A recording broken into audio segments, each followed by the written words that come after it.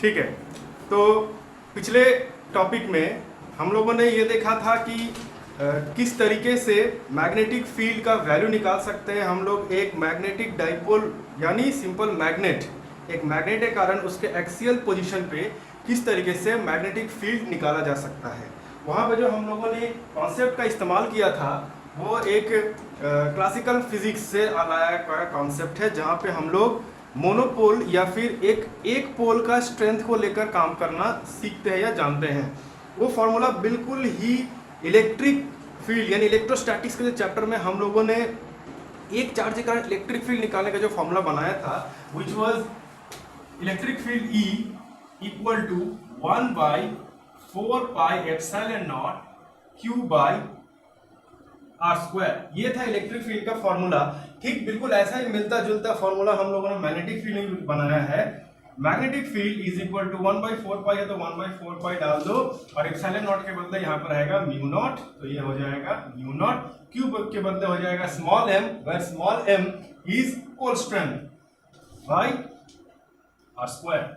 Same formula एकदम। What is pole strength? Pole strength is the strength of one single पोल।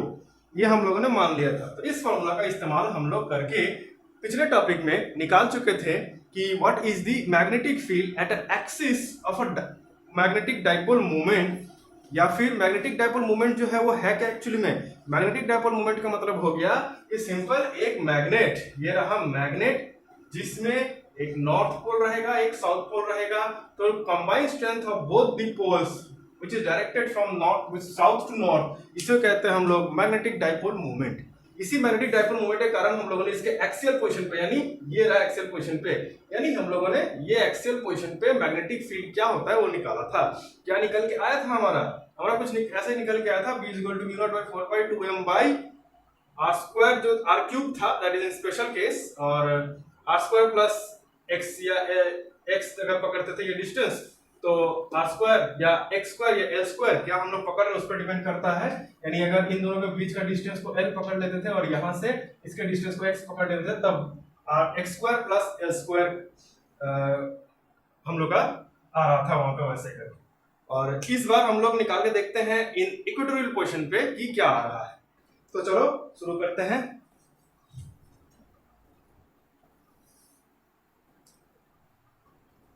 यानी सबसे पहले हम लोग यहाँ पे पकड़ लेंगे एक मैग्नेटिक डाइपोल या फिर सिंपल एक मैग्नेट। थोड़ा नीचे करते हैं इसको। ये रहा एक मैग्नेट, और नीचे करते हैं, जरूरत पड़ेगी।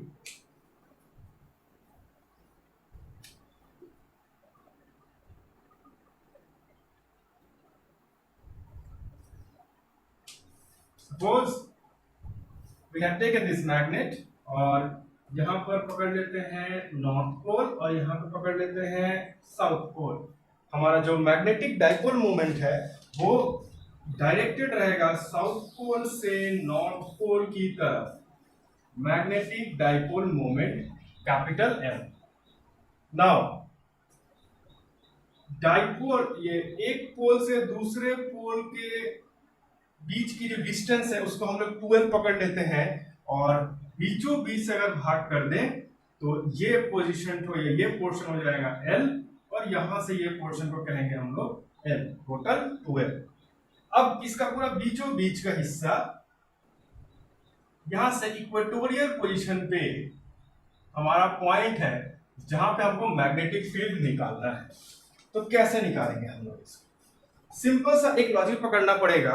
पिछले टॉपिक में जो हम लोगों ने देखा था पिछले क्लासेस में कि वन पोल, एक पोल का स्ट्रेंथ जब हम लोग निकालना सीखे थे तो वहां पे हम लोग दूसरे पोल को इंफिनिटी में कर दिया था। इंफिनिटी में करना हमारा मजबूरी था बिकॉज मोनोपोल एग्जिस्ट नहीं करता। अगर मोनोपोल एग्जिस्ट करता, जैसे कि इलेक्ट्रिक में एक पोल एग्जिस्ट करता है, तो यहाँ पर भी हम लोग एक ही पोल लेकर करते। तो हमारे पास उपाय नहीं था, इसलिए हम लोगों ने क्या किया कि एक मैग्नेट इतना लंबा लिया कि दूसरा पोल इंफिनिटी में एग्जिस्ट करता है। तो वहां पे हम लोगों ने देखा था कि अगर एक पोल अकेले रहे तो उसका, अगर वो नॉर्थ पोल हो तो उसमें से मैग्नेटिक फील्ड रेडियली आउटवर्ड निकलता है, और अगर साउथ पोल रहे तो रेडियली भीतर घुसता है। सेम जैसे कि इलेक्ट्रिक फील्ड में पॉजिटिव चार्ज में इलेक्ट्रिक फील्ड रेडियल आउटवर्ड निकलता है और नेगेटिव चार्ज में रेडियली भीतर ढुकता है।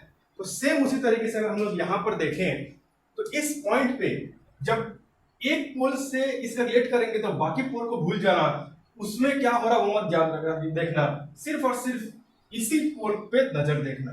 तो ये मत समझना कि यहाँ से मैग्नेटिक फील्ड लाइन घुस रहा है, यहाँ पे निकल रहा है, वो तो हो ही रहा है, बट हम लोग यहाँ पे जो कैलकुलेशन कर रहे हैं उस कैलकुलेशन के हम लोग को ये इमेजिन करना बहुत जरूरी है कि ये एग्जिस्ट नहीं करता, सिर्फ यही एग्जिस्ट करता है।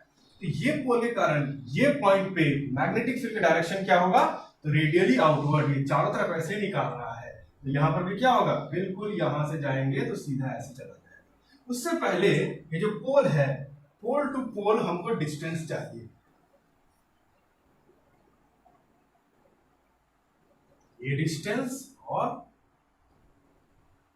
ये डिस्टेंस चाहिए, बिकॉज हमारा जो मैग्नेटिक फील्ड का फॉर्मूला है B is equal to mu not by 4 pi m by are square. ये जो r दिख रहा है ये है distance between the pole to that point जहां पे हम लोग को मैग्नेटिक फील्ड निकालना है।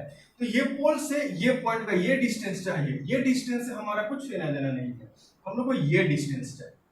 नाउ अब वो डिस्टेंस निकाले कैसे, तो चलो सेंटर से ये वाले पॉइंट का डिस्टेंस, अगर इक्वेटोरियल डिस्टेंस को अगर हम लोग x पकड़ लेते हैं, x अगर हम लोग पकड़ लिए तो ये वाला डिस्टेंस कैसे निकाल सकते हैं, पाइथागोरस थ्योरम का इस्तेमाल करेंगे, बिकॉज ये सेंटर से जब ऊपर की तरफ जा रहा है तो ये परपेंडिकुलर है, हम लोग पकड़ सकते हैं यहाँ पे।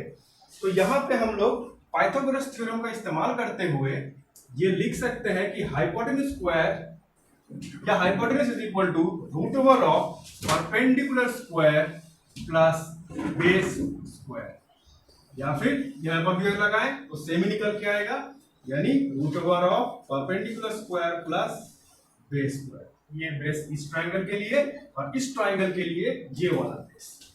नाउ अब बारी आती है मैग्नेटिक फील्ड का डायरेक्शन पता करने के लिए। तो ये वाले पॉइंट पे ये वाले पोल के कारण मैग्नेटिक फील्ड सीधा बाहर निकल के चला जाएगा। तो यहां पे मैग्नेटिक फील्ड एकदम सीधा ऐसे करके चला जाएगा इस तरह, ये एकदम सीधा जाएगा। इसका नाम अगर हम लोग बी एन चाहो तो कर ही सकते हो, चलो बी एन लिख देते हैं बिकॉज ऑफ नॉर्थ पोल। और साउथ पोल में क्या होता है, ये रेडियली भीतर की तरफ घुसता है, तो यहां पर क्या होगा, ये इस तरफ डायरेक्टेड रहेगा, तो ये हो जाएगा बी एस।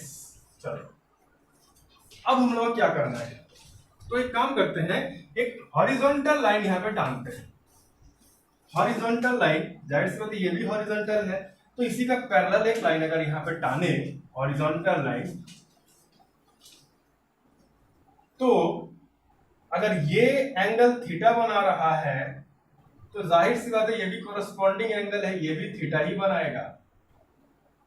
और ये अगर ये और ये पैरेलल है तो ये z बनता है, यानी ये वाला एंगल और ये वाला एंगल अल्टरनेट एंगल है।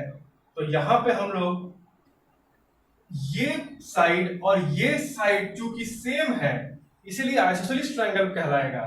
तो ये एंगल और ये एंगल भी सेम होगा, और ये एंगल अगर थीटा हुआ तो ये भी थीटा होगा। नाउ इसको अगर रिजोल्यूट करते हैं तो यहां पे आ जाता है बी एन कॉस थीटा, और यहां पे आ जाएगा B N sine theta. Similarly इसको अगर रेजोल्यूट करें तो इसका एक कंपोनेंट यहां पे आ जाएगा इसी डायरेक्शन में, that is B S cos theta, और नीचे की डायरेक्शन में ये आ जाएगा बी एस साइन थीटा। तो अब हम लोग को ये देखना है कि बी एस साइन थीटा यानी वर्टिकल एक्सिस में मैग्नेटिक फील्ड क्या हो रहा है ये निकालना पड़ेगा, और हॉरिजॉन्टल एक्सिस में मैग्नेटिक फील्ड क्या हो रहा है ये निकालना पड़ेगा। तो अगर हम लोग देखें मैग्नेटिक फील्ड, ये जो फॉर्मूला हम लोग इस्तेमाल करने वाले हैं, इस फॉर्मूले को अगर इस रूप में ढालते हैं, यानी the parameter used in this experiment या दिस डेरिवेशन, वो पैरामीटर में अगर बदलें तो ये फॉर्मूला हो जाएगा b equal to mu not by 4 pi m by distance हम लोग यहां पे लेंगे वो होगा यहां से लेकर ये distance, and in this case यहां से लेकर ये डिस्टेंस ये रहा, यानी that will be root over of x square plus L square का होल स्क्वायर।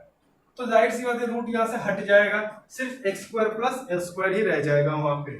तो चलो इस पे काम करते हैं, लिख देते हैं वैसे पहले mu not by 4 pi m by x square plus L square, ये हो गया। अब यहां पर क्या करना है, ये वैल्यू जो है ये तो bn के लिए भी है और bs के लिए भी है, दोनों के लिए तो सेम वैल्यू है बिकॉज दोनों का ही डिस्टेंस सेम है, दोनों का पोल स्ट्रेंथ भी सेम है। तो this is the value for this and this, और दोनों का ही एंगल अगर थीटा है तो जब रेजोल्यूट करेंगे तो यहां पर जाहिर सी बात है bn sin थीटा और bs sin थीटा का वैल्यू भी बिल्कुल सेम आएगा, और दोनों ही ऑपोजिट डायरेक्शन में डायरेक्टेड है। That means they both will cancel out each other, ये और ये कैंसिल कर देंगे एक दूसरे को।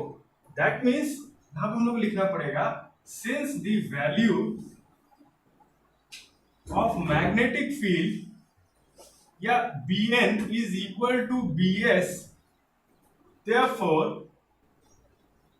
bn sin theta is also equal to bs sin theta। यहां पे लिखना पड़ेगा since the value of bn is equal to bs and angles are also same, यानी angles are same, तो हम यहां पे लिख सकते हैं therefore bn sin theta is equal to bs sin theta and since their direction are opposite therefore they cancel out each other। thus यहां पे लिख सकते हैं thus bn sin theta and bs sin theta cancels out each other।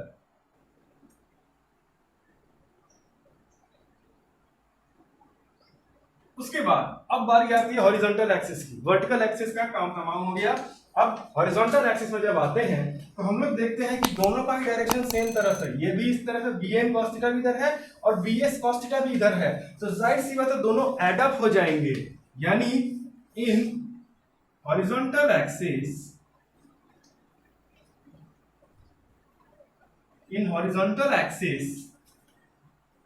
both being in same direction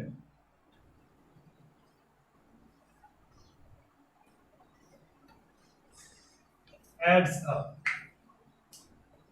That means हमारा net magnetic field जो होगा वो हो जाएगा bn cos theta plus bn sin bs cos theta. अब यहां पे अगर हम लोग देखें bn sin थीटा और bs sin थीटा अगर बराबर हो सकता है तो bn cos थीटा और bs cos थीटा भी बराबर होगा। क्यों?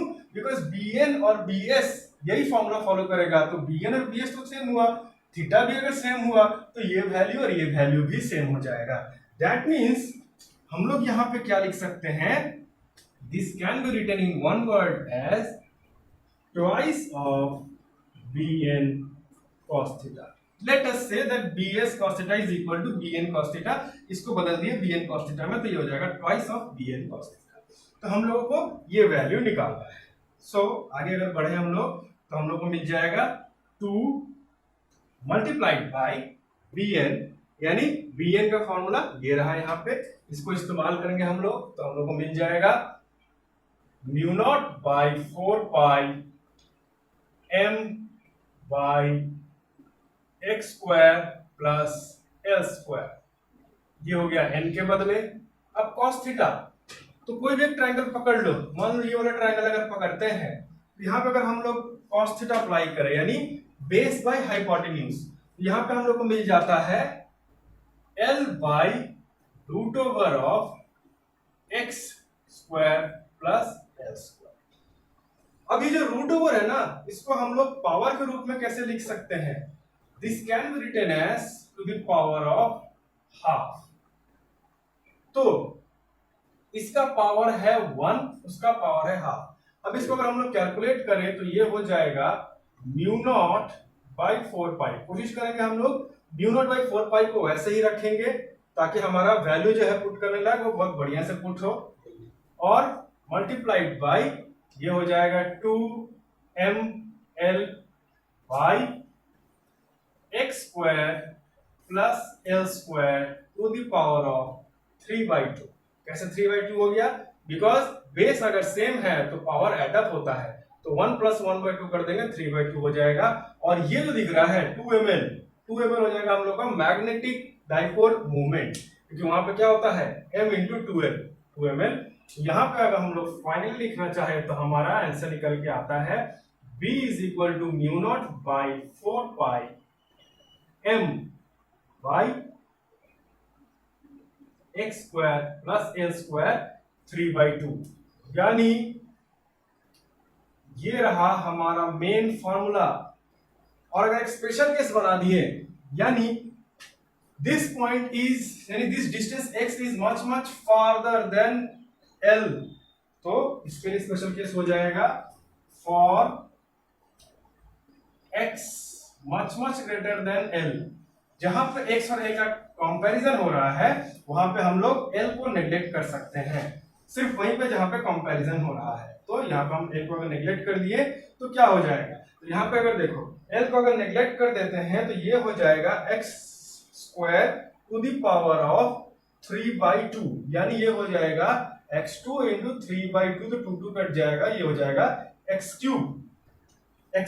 तो हम लोग को यही मिल जाएगा मैग्नेटिक फील्ड B = μ0/4π m/x3।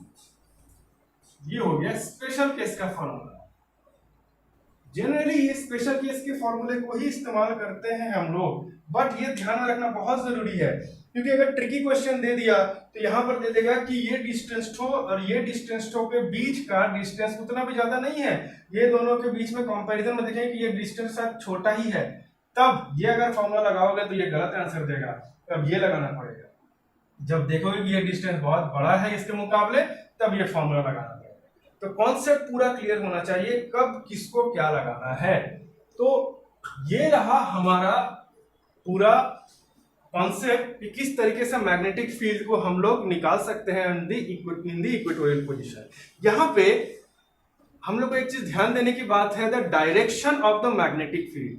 जब एक्सियल पोजीशन पे हम लोगों ने किया था तो हम लोग को देखा गया था ये कि जिधर मैग्नेटिक डाइपोल मोमेंट का डायरेक्शन है उस तरफ ही डायरेक्शन पड़ता था ये मैग्नेटिक फील्ड का, यानी the magnetic field was directed along the direction of the magnetic dipole moment.